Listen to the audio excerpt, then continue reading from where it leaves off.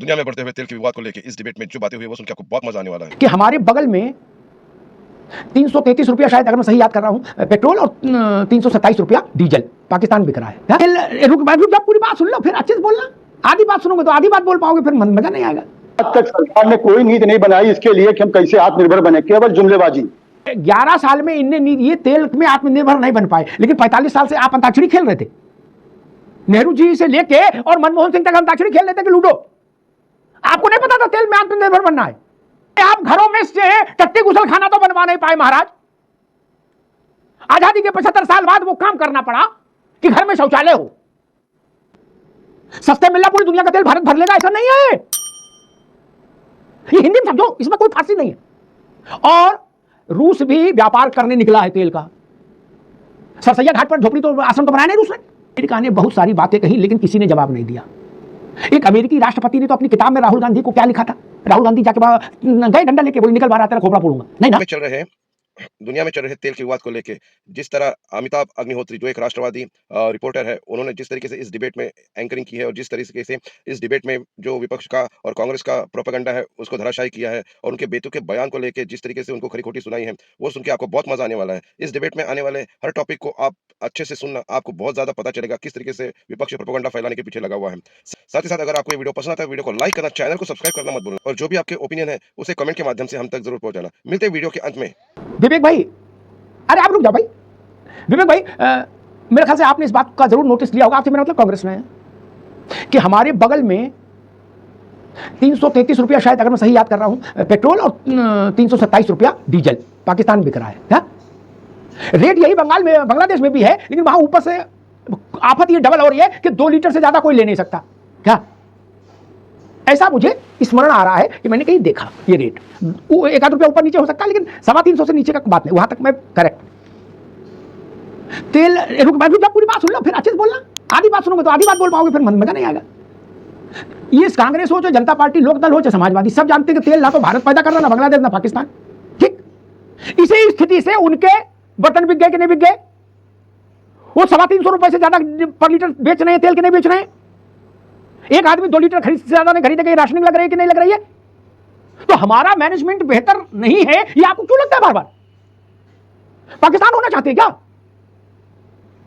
या उनके लिए युद्ध अलग हो रहा और हमारे लिए अलग हो रहा? विवेक जी, मुझे ऐसा युद्ध बता दीजिए दुनिया के इतिहास में जब बड़ा युद्ध हुआ हो और पूरे विश्व में कोई भी देश, कोई भी इलाका उससे अप्रभावित रहा हो। मुझे एक उदाहरण बता दीजिएगा, मैं अपने सारे तर्क वापस ले लूंगा। विवेक जी, नहीं, आपकी बात है, लेकिन ये आपने जब बात करी पाकिस्तान जैसे देश से हमारा तो मुकाबला नहीं, आपने नाम ले लिया। अरे मुकाबला की नहीं कह रहा हूं दादा रे, मैं कह रहा हूं तेल ना वो पैदा करते ना, हम मुकाबला कौन कह रहा है? नहीं, और देखिए, अब आपने एक बुनियादी बात थोड़ी और कह दें कि आज 11 सालों में जिस तरीके से एक देश को भरोसा दिलाया गया, जनता ने भरोसा किया, 90% क्रूड ऑयल हम बाहर से इंपोर्ट करते हैं। जी हाँ। आज तक सरकार ने कोई नीति नहीं बनाई इसके लिए कि हम कैसे आत्मनिर्भर बने, केवल जुमलेबाजी।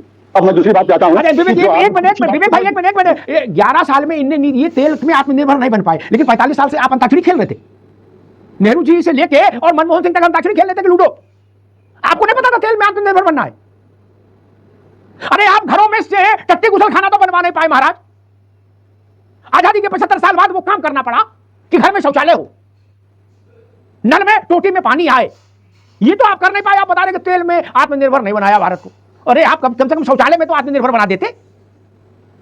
गजब बात करते हो महाराज जी। नहीं, आपकी बात है, लेकिन बात है कि देखिए, आज हर बात के लिए अपनी नाकामी छुपाने के लिए आप कांग्रेस का जिक्र करते हैं। देश की जनता को आप बार बार उठाए कटघरे खड़ा करते हैं। देश की जनता ने कांग्रेस को विपक्ष में बैठा दिया, आपको आपकी बातों पर भरोसा किया, आपको सत्ता में बैठा दिया। आपने 11 सालों में क्या किया उसको नहीं बताते आप हैं, कांग्रेस ने किया वो बताते हैं। इसके माने आप थोड़ा जनता की। राहुल गांधी एक राहुल गांधी सुनेंगे या उनकी टीम के लोग सुनेंगे जो, तो वो आपके लिए गलत धारणा बना लेंगे। पूछो कैसे?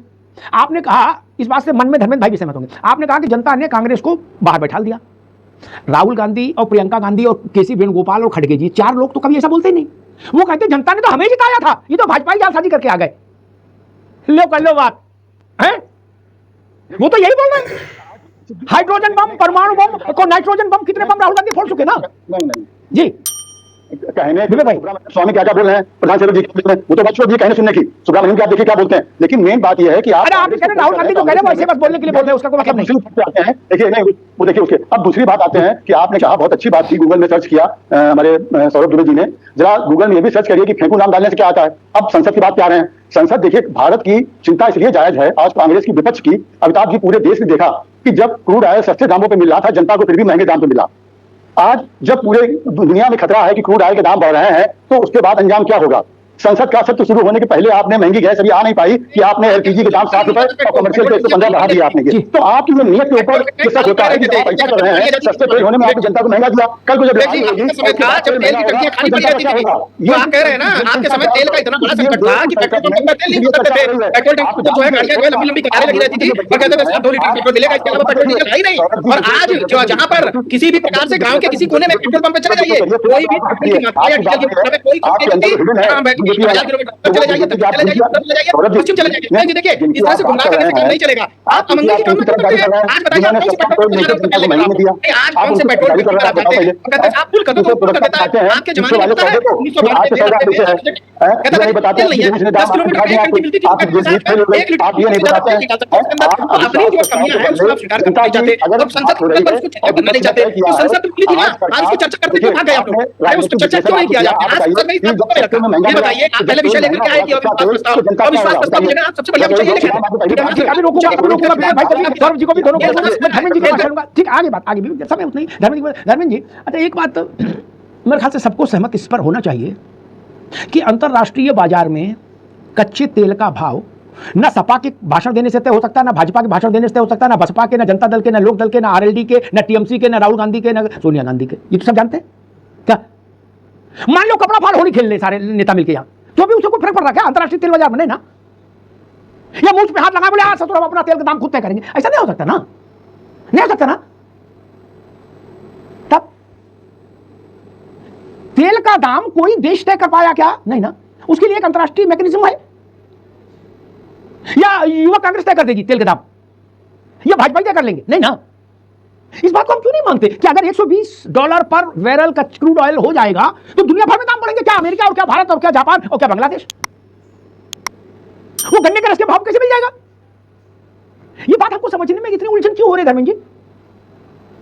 अमिताभ जी बिल्कुल बहुत वाजिब सवाल है। देखिए ये बिल्कुल ठीक करें, कांग्रेस के और हमारे कहने से नहीं हो जाएगा। किसी के कहने से नहीं, आप नहीं, आप सुनिए तो, किसी के कहने से सुन नहीं। लीजिए सर जी सुन तो लीजिए सर, मैं तेल पर आ रहा हूँ और सौरभ दुबे जी इनको सवाल था। देखिए तेल हमारा जो मैक्सिमम आयात होता था रसिया, इराक, सऊदी अरबिया, यूएई और यूएसए से।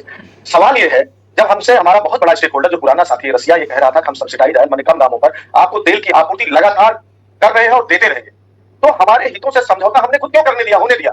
अमेरिका हमको रोकने वाला कौन था? एक बात है भाई ठीक हमारा तुम्हारा रिश्ता रहेगा, हम नहीं कह रहे आप जाओ दुश्मनी करो, लेकिन एक बात ये कहना चाहिए था कि हमारा आपका रिश्ता अलग है और रूस से हम जो तेल लेते हैं ऑफिशियल स्टेटमेंट धर्मेंद्र अरे सुनो भाई क्यों चलाते हो? अरे आपके सवाल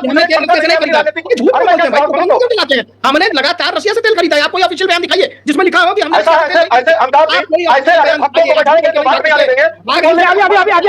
अभी केवल धर्मेंद्र जी की आवाज, केवल धर्मेंद्र जी की आवाज। जी धर्मेंद्र जी।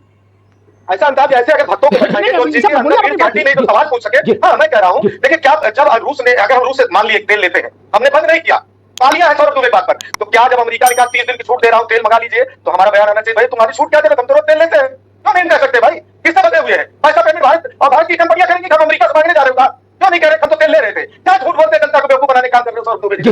दूसरी बात मैं कह रहा हूँ आप तेल आप अगर हम ले रहे होते, गैस ले रहे होते, जब तक सरकार की कमी नहीं है तो क्यों गैस का दाम बढ़ाना पड़ा? क्यों इंडेंट रोकना पड़ गया है? आप जाइए चार अभी तमाम प्लांट के तेल रोक दिए गए हैं। मैं तो प्रैक्टिकल जमीन की बात बता रहा हूँ, सर्टिफिकेट बात है। दूसरी बात आपके पार्लियामेंट की, आप पार्लियामेंट में जनता का पैसा खर्च होता है तो 1993 पहले के भारतीय जनता पार्टी माफी मांगे, अविश्वास प्रस्ताव लेकर के आई थी नरसिंह राव सरकार के खिलाफ, वो जनता का पैसा नहीं था क्या? या लोकसभा में 3 बार स्पीकर खिलाफ 54, 66 और 87 में जानते हुए कि नहीं पास होगा, जो लेकर के आए थे उनको मनुष्यों से आप पैसा वसूलोगे क्या? अरे कम से कम ये कहिए कि आप हक करें। ठीक है भारतीय जनता पार्टी बुरा ठीक है धर्मेंद्र जी, लेकिन इस तरह के सवाल आप उठाएंगे। मैं ओपी सिंह जी के पास चलूंगा, लेकिन एक बात तकनीकी बात जरूर कहूं कि सारी पार्टियां कुछ कर लें भाजपा भारत की या किसी देश की, सारे नेता छत पर खड़े होकर चिल्लाएं, तब भी इंटरनेशनल क्रूड प्राइस की सेहत पर कोई फर्क नहीं। हिंदी में पहले तो ये समझ लो, ठीक? दुनिया का कौन क्या कह रहा है छोड़ दीजिए, दुनिया का कोई हिस्सा ऐसा नहीं रहेगा जो क्रूड ऑयल के बढ़े हुए दाम से प्रभावित नहीं हो। रामलाल क्या बोल रहे, श्यामलाल क्या बोल रहे, चूल्हे में जाओ, ठीक? ये हिंदी में समझ लो भैया, अच्छा रहेगा सबकी सेहत के लिए, ज्यादा चिल्ला चोट नहीं होगी। किसी युद्ध में कोई माई का लाल देश ऐसा नहीं हुआ, गल्फ खाड़ी का युद्ध हुआ था ना ईरान और इराक के बीच में। दुनिया का एक मोटरसाइकिल बता दो, एक कार बता दो जिसके अंदर टंकी में महंगा तेल नहीं गया हो। बड़े बड़े नेता थे तब, वो क्या उखाड़ लिए? ग्लोबल ऑर्डर को तो समझो यार। और जो लोग जो बात बार बार उठाई जा रही है कि 10 लाख बैरल ही क्यों लिया आपने, 50 लाख बैरल क्यों नहीं ले लिया, दिस क्यों नहीं कर दिया रूस से, एक बात जान लो। वो ओपी सिंह जा रहा हूं, लेकिन ये तथ्य बताना जरूरी है। तथ्य भाजपाई और सफाई नहीं होता, तथ्य होता, इसलिए बताना जरूरी। रूस से हम 20 बैरल लेने लगते 10 की जगह, ठीक, मूंछ थोड़ी ऊंची हो जाती क्या?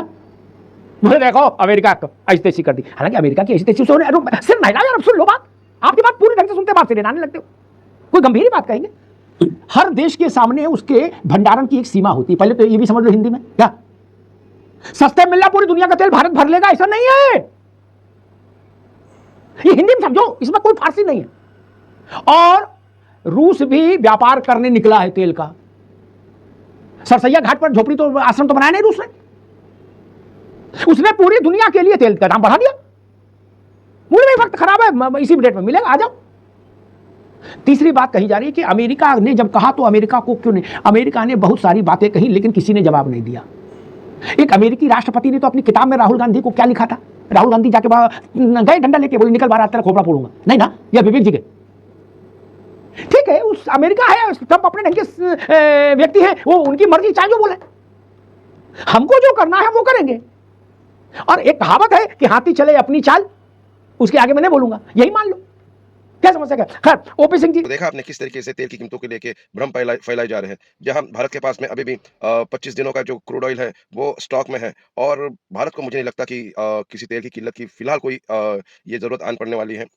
मुझे लगता कि तेल की कीमतों का फ़र्क भारत में बहुत जल्दी आने वाला है, और अगर आएगा भी तो शायद भारत उसके लिए पूरी तरीके से तैयार है। भारत की फ़ॉरेन पॉलिसी इसको लेके बहुत ज़्यादा पॉजिटिव है और बहुत अच्छे कदम उठा रही है। साथ ही साथ जिस तरीके से बोला जा रहा है, जिस तरीके से स्टेटमेंट आ रहे हैं विपक्ष की तरफ से बाहर, वो सुन के कहीं न कहीं जनता जो है वो भ्रमित हो रही है। और हमने देखा है कई पेट्रोल पंप पे लंबी-लंबी कतारें लगी हुई है, जो पेट्रोल और डीज़ल के रेट बढ़ने के डर से अपने गाड़ियों में तेल मतलब पेट्रोल और डीज़ल बहुत ज़्यादा बढ़ रहे हैं। हालाँकि फिलहाल ऐसी कोई कंडीशन भारत में नहीं देखी जा रही है। भारत रूस से भी तेल खरीद रहा है। साथ ही साथ भारत का जो तेल का जहाज़ है, खाली उसको सिर्फ़ एक भारत के जहाज़ को जो कंटेनर जो तेल से भरा हुआ जहाज़ है, उसको ईरान ने भी अपने जो रास्ता जहाँ पे उन्होंने ब्लॉक कर दिया है, वहाँ से जाने की परमिशन दी है। तो इस तरह से हम समझ सकते हैं कि भारत में फिलहाल तो तेल की कोई किल्लत नहीं आने वाली। ये बस विपक्ष का प्रोपेगेंडा है, जिसे वो आगे फैला रहा है और जिससे देश भ्रमित हो रहा है, देश की जनता वो भ्रमित हो रही है। लेकिन इन ऐसी डिबेट के माध्यम से हम आपको बताना चाहते हैं कि भारत में फिलहाल कोई डीज़ल की किल्लत नहीं है। और मिलते हैं अगले वीडियो में, तब तक के लिए जय हिंद।